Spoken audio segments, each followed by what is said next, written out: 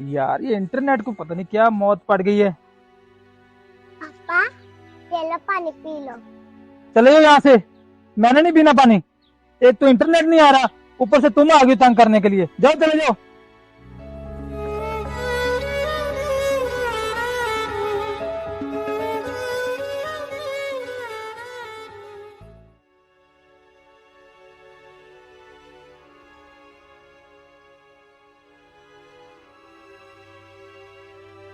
अरे ये क्या, पापा बहुत परेशान नजर आ रहे हैं।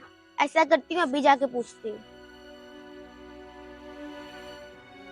पापा क्या हुआ, आप सुबह से बहुत परेशान नजर आ रहे हैं।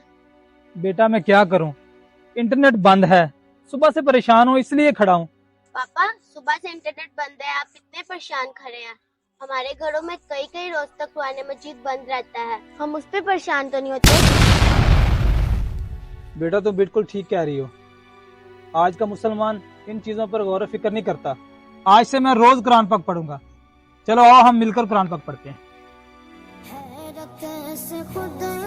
अपने बच्चों को कुरान पाक का हाफिज बनाएं। वीडियो अच्छी लगे तो शेयर लाजमी करना।